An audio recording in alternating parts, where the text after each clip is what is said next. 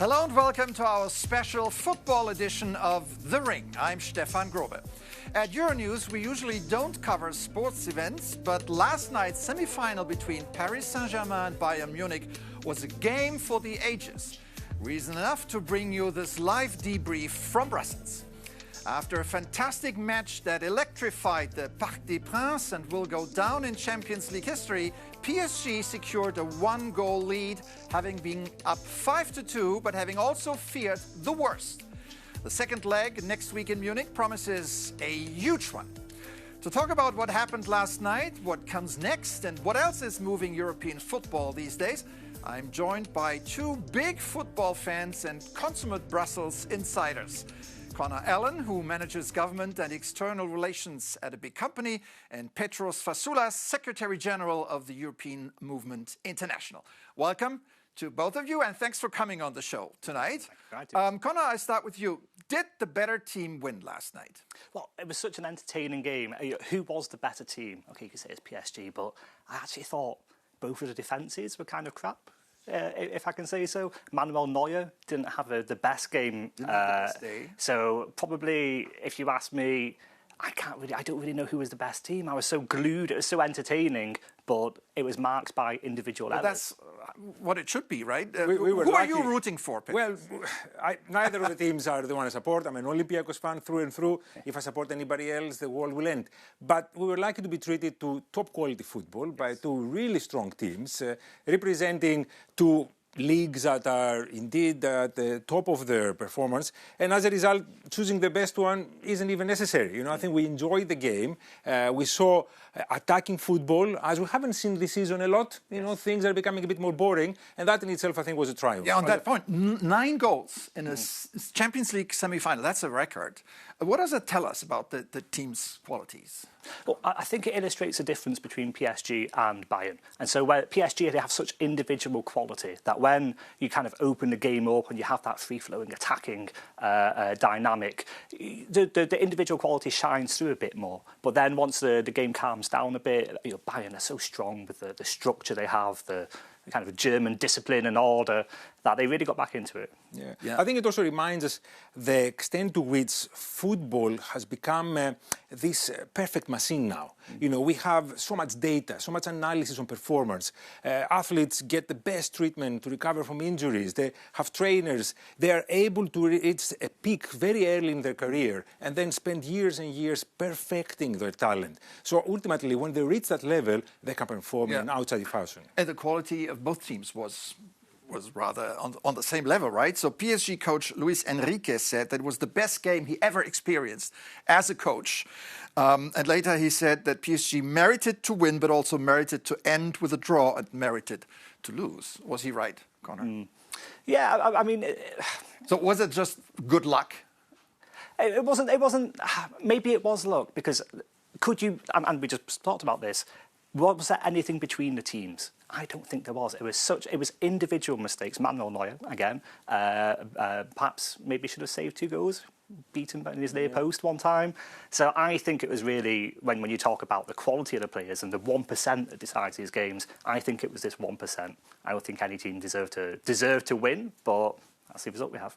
How important is this one-goal advantage for PSG heading into the second leg? I mean, it can be very important and it can mean nothing. We saw how quickly goals were scored last night. So you can imagine one team going 3-0 up after 15 minutes in a week's time. So, but at the same time, one goal gives you that psychological advantage. It makes you realize that, you know, you can beat the other team. It's possible that Bayern feels a bit more confident because, first of all, they came from behind and they nearly equalized. They really put PSG up against it. And second of all, of course, they're playing at home.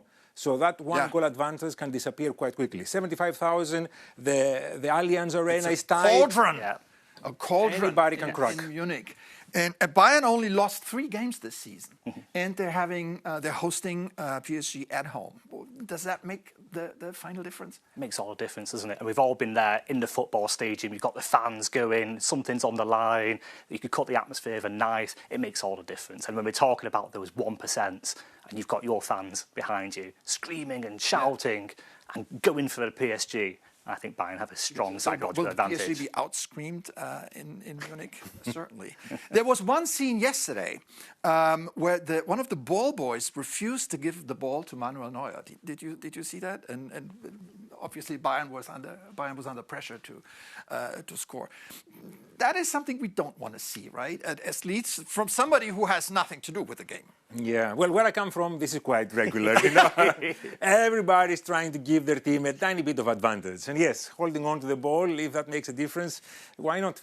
Yeah. We've always had it, though, haven't we? I remember Chelsea about 10 years ago, was it David Luiz kicking a ball boy because he wouldn't give the ball back? It's always happened. You're always going to have teams scrambling for a little bit of advantage. To make it more suspenseful next week, Hakimi, PSG player, was injured in the 88th minute or something and then could barely make it to the end. He's probably not going to play next week.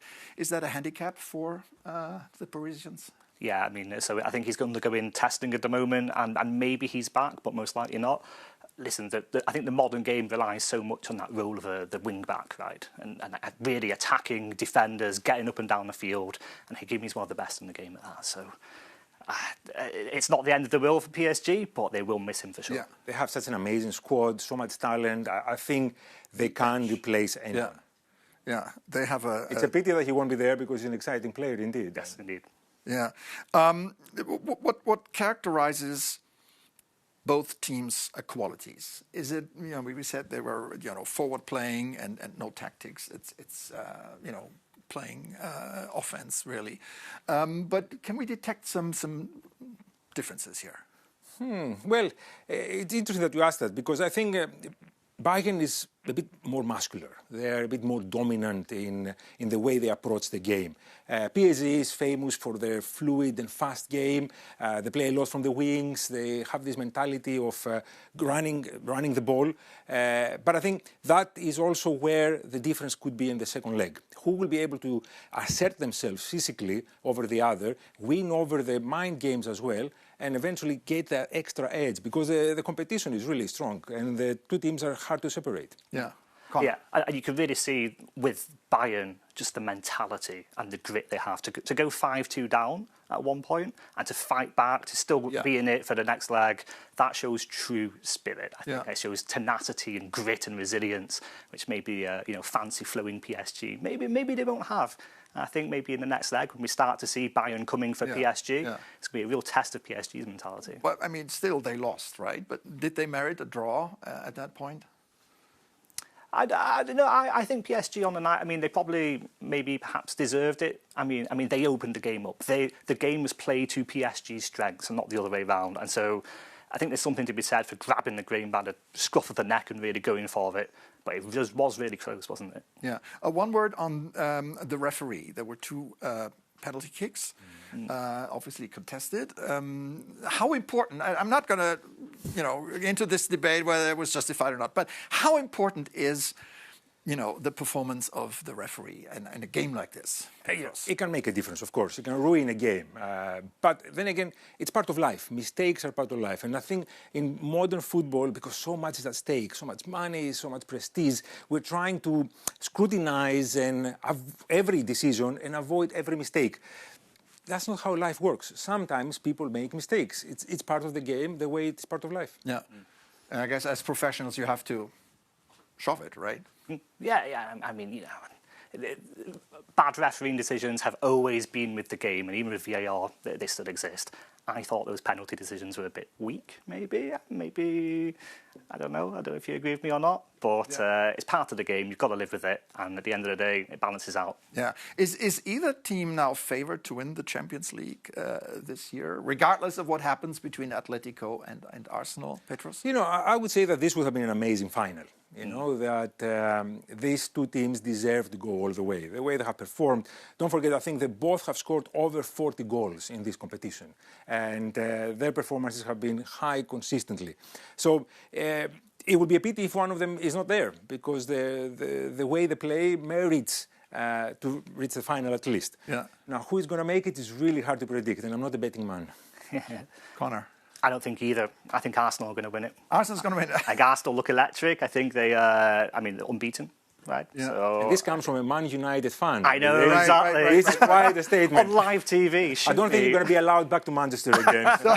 All right, so we have Bayern from Germany, PSG from France, Atletico from Spain, and Arsenal from England. That is pretty balanced. There used to be a time when we had, 3 Spanish teams, 3 English teams among the last 4. Is the rest of Europe catching up? Is there more balance now? Is it even-handed? Look, there's still a few leagues that are dominating European competitions, whether we like it or not, because of television rights, foreign investment from very wealthy individuals, whether it's from the Gulf or the US or elsewhere. Yeah. So, we still see that a handful of leagues and a small number of teams dominate year in, year out. It's great that 4 nations are represented, the teams from 4 nations are represented on the semi-finals. Yeah. Certainly an improvement. It does get a bit boring when you have 3 Spanish teams or 3 English teams competing. That makes it more interesting, right, Connor? Yeah, it does. And I think it's reflective of, in general, football is much more competitive across the game now. And if you look in the English league, within the Spanish league, within the German league, there's suddenly 6 or 7 teams pushing for those Champions League spots. That raises everyone's game, apart from the French league, where there's still only 1 All right, team. Let me stop you right there as we're just getting warmed up. Now it's time for you to challenge each other directly and ask each other questions. So let's get started. Petros, why don't you kick us off? Well, I just remember a famous English striker, Gary Lineker, saying that football is a game played by 2 teams, 11 players each, and the Germans always win. Is that true? A long time ago. It was once upon a time, but I mean, that sort of German dominance. I mean, is it really still there? I remember a time, my defining moment as a fan was 1999. Manchester United scoring 2 goals in the last minute to beat Bayern Munich. I have to say that because Stefan's almost a Bayern fan. German dominance, it's more. They're certainly scary, but it's a myth, isn't it? Isn't it a myth? They do play quite. Does this have something to do with governance of football in Germany? That's different? Because the no ownership models. big investor can buy a club, something like this? A little bit. And I think, and this is a question I want to ask to you, when we look at teams these days, you have a difference. You have teams with real soul and real passion, and they're connected to communities. So as a Man United fan, I'm a bad United fan, but I'm going to say Liverpool. If you go towards the Kop, you stand in the Kop, it's such an electric atmosphere. Those fans love that club. If you go to Red Bull Leipzig, if you go to Chelsea, if you go to Manchester City, you go to PSG, it's not the same, is it? Yeah, it's very true. I think globalization, the internationalization of the game has made it obviously very exciting. As we were discussing earlier, performances are better, players are so much skillful, so skillful. But it's true, we've lost a little bit the connection with the community. And I think that is a big risk for not just professional football. I think the same applies to all sports, especially those with a global profile. If we lose the fans, if we turn it too much into entertainment, too much into business, then the sport itself is going to suffer, and ultimately the people who invested in it are going to lose their money. So it is great that we have so many great teams and so many good players, and so much interest to watch the game, but if the fans, the local fans, don't feel a connection with the club, the whole thing can fall apart quite quickly. Yeah. Petros, another question to Connor. Well, I struggle a little bit with this because I don't want the conversation to be very nerdy, but I'll ask you this. What would you prefer? Front row seats, World Cup final, or 90 minutes with von der Leyen? It depends if it's on the ring or not. That's a good question. No, I mean the World Cup final. Obviously, it's such a special thing to go to a World Cup final. I've never been to a World Cup final. I don't know if any of you lads have, but defining moments in your life, yeah. And people point to those World Cup moments, right? I have a question to you, Connor. Britain has 4 federations, 4 teams. Is that not dividing the power of British football? I mean, the last competition you won was in 1966, the year I was born. I remember that, against Germany. But I mean, so what's your suggestion? That Great Britain should compete? Yeah, sure. As we do in the Olympics? No, because I think if you ask a Scottish fan, who do you truly support? A Scottish fan will say Scotland. They'll never root for England. And the same with the Northern Irish and the same with the Welsh. And that goes back to what we were saying. It needs to be connected to local communities and it has to be connected to, it needs to be natural, right? And so if you compare it to golf, where we have a European Well, team, that it's bad. No one brings feels about, attention to that. collective disappointment every 4 years because you guys never win anything because the power of British football is so divided. Well, you look at the next World Cup; it's coming home. Okay. All right. I've heard that sentence before. Connor, next question to Petros. Well, we kind of lapsed there into the national sport. Maybe my question is, how is the health, in your eyes, of the national game? You know, is there still a huge amount of people who really get behind their nation and cheer, or is it slipping away as these clubs and this club football becomes so much more powerful? No, I think there is a lot of passion still in support of the national team in most European nations, at least the ones that I know for. And you know, we are now in Belgium. And as we all know, Belgium is a very divided country along linguistic lines, religious lines, political lines. But the one thing that unites them is the national football team. And we've seen this year in, year out, tournament in, tournament out. Even when they're not doing well, people are really coming behind them. So I think there is still passion in supporting the national team. And it's also important to make sure that these big clubs that want to create their closed leagues and make sure that the players don't get injured playing for the national team, don't touch national federations, they don't touch the national team. I like that unifying theme. We'll come back to it in a minute. We now want to hear the view from a new person, a new voice, and here it is. To bring in EU Sports Commissioner Glenn Mikalev now from Malta. He watched the game last night and told us the following. The semi-final showed football at its very best. That's what European sport does. It brings people into the same moment. Footballers are ambassadors and role models people look up to. They inspire and connect millions of people. And the Champions League, together with Europe's domestic leagues, gives them the greatest stage to do exactly that. Do you agree, Connor? I absolutely agree. And, you know, you look at footballers have always inspired young men and women. I remember, my role model as a child, it was Eric Cantona, right? Of course, as a kid, you want to look up to these role models, these people who are the best in the world, elite athletes who put in so much training and sacrifice, and you really see the results of that on the pitch. I absolutely agree with Commissioner Mikalev. So that unifying element here, does it exist? And can it help us as society to overcome, other divisions? Yes, absolutely. One step back, sometimes we put too much on the shoulders of these young men and women, these athletes generally. We're talking about men's football in particular here. They're in their early 20s, some of them in the late teens. And, they perform at the highest level in front of thousands, if not millions of people watching on TV. And then if we expect them also to function as role models too, especially ones that are supposed to unify society, that is a lot of pressure there. Having said that, there are examples where people have really grasp that opportunity, the spotlight, and they used it to speak about issues that are separate to football. And I embrace this because I think football is part of society, and they need to have a voice in that society. But sometimes I think we put too much pressure on them, and then all the PR comes around, and they end up sounding like robots because they're too careful to say the wrong thing. Can I challenge you on that? Why should footballers, who, okay, yes, I accept they are role models, but they're multi-millionaires, they are so detached from the issues of the common person. Why should these footballers be speaking about anything other than sport? Not everyone is detached. It's true, there are some who have become too rich, and obviously they're completely from a different world. But, not everyone is detached. And I mean that also about those that are not role models. The guy who we saw an English football player recently getting really intoxicated in a bar in his local town and falling asleep. But how much money he makes, he's like a normal lad.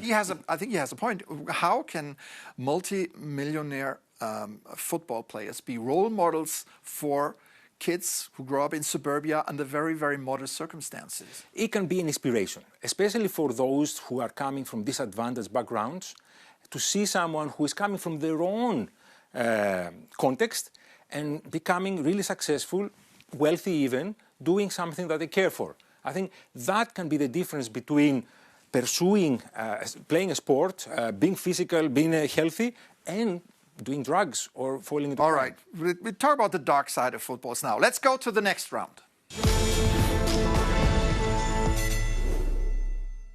So, UEFA reports show that hundreds to thousands of posts are flagged during tournaments. Between 5 to 65% of flagged content is classified as racist, depending on the competition and stage. Racism is consistently listed as a major category of discrimination in European football monitoring systems, according to UEFA. Connor, do these numbers surprise you? The numbers don't surprise me, no, and anyone with a Twitter account will know when a match day is on, you will see some awful stuff. But you also have to realise you can't police the world, right? And a lot of these comments originate from places outside European jurisdiction. I don't think, and we all grew up in the 90s and for you guys the 80s, sorry to say, where racism was really rife in football. It's really nasty and it was really visible and present. That's not the game today. Today, a black person can take their family to a game in full safety and full security, more or less. But we're still hearing, bad comments about black players in stadiums as soon as the player approaches the sideline or gets the ball from the ball boy. We've seen awful scenes here, right? Yeah, football is even in national leagues. Football is a reflection of our society. It doesn't operate in a vacuum. It's not just a script that we put together to present an idealized version of our everyday reality. Unfortunately, our society is divided. There is racism, bigotry, and as a result, that spills over into football as well, the same way it spills over in every side of society.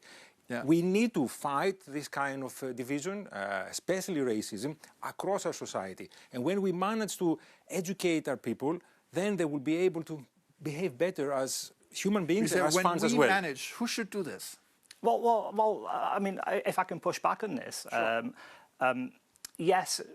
So when you hear those words in the stadium, those people get lifted. They get stadium bans, right? I don't think Europe itself has a massive problem with racism in football. There are clear punishments, and we see those punishments being enacted all the time. Your citation for why is there so much racism in football was online comments on Twitter. We don't know the origin of those comments. They could be from anywhere in the world. And so, I don't think we should give Europe the power to police the world in that.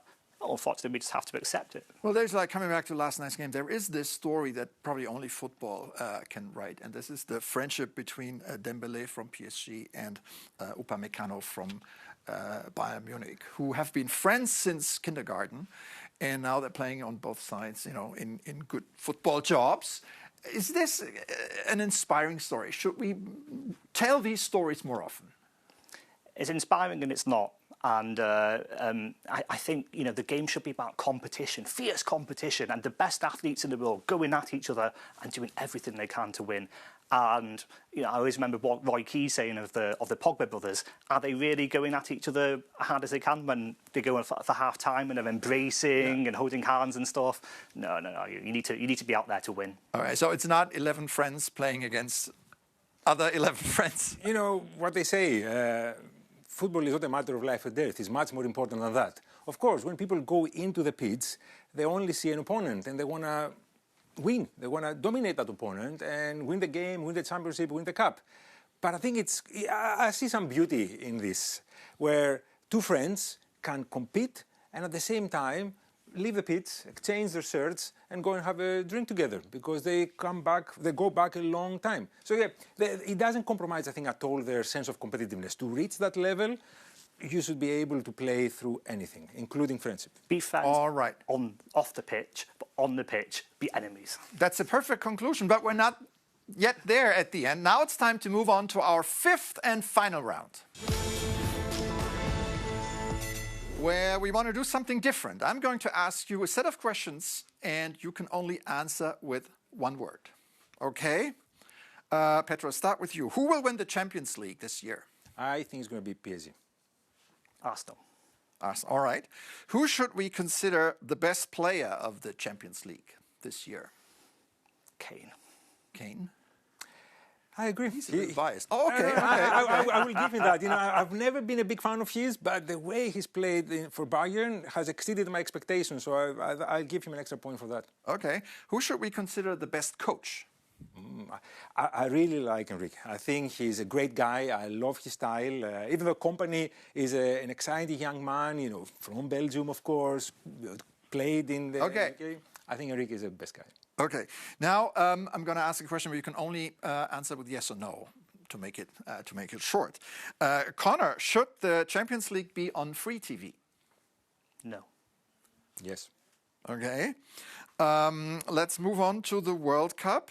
Who wins the World Cup this year? Oh my goodness, that's very, very difficult. You know what? Greece is not there, so I'll have to choose somebody else. Let's see, this is controversial. You could say England if you want. Okay. Yes, you know what? I'll say England. I'll say England. You think about it, Connor. England, of course. Okay. It's coming home. Should we have a Europa League, a real Europa League with only the best clubs? A project that has been, floated in the past. Like a closed league? Yes. No. Like in the US. No? No. No. All right. Letting 3 countries host the World Cup, is that a good idea? No. Yes. Okay. Inventing the FIFA Peace Prize and awarding it to Donald Trump, is that a good idea? Terrible. Not a good idea. It's a nuanced answer. No from the perspective of credibility. Yes from the perspective of getting Trump on board. Okay. I'm getting the game. In this World Cup, there will be a record number of 48 participating teams. Too many? Yes. No. Okay. Iran qualified for the World Cup. Should the country participate or be kicked out as the Trump administration suggested? Participate. Participate. Okay. And are tickets generally too expensive? Oh, yes. Oh, yes. Outrageous, yes. Would you guys, earn some money, consider going to the US and buy a ticket? If you're inviting, sure, but I don't think I can afford it. Okay. Yeah, no, I can't afford that. Not on my salary. Listen, that's it. That was the final answer. That brings us to the end of this special live edition of The Ring. Thanks again to Connor Allen and Petros Fasoulas for a lively conversation here from our studio in Brussels. Thanks to our audience at home. If you like, you can continue the conversation by sending us your comments to thering@euronews.com. We'd love to have your feedback. That's it for today. I'm Stefan Grobe. Take care and see you soon on Euronews.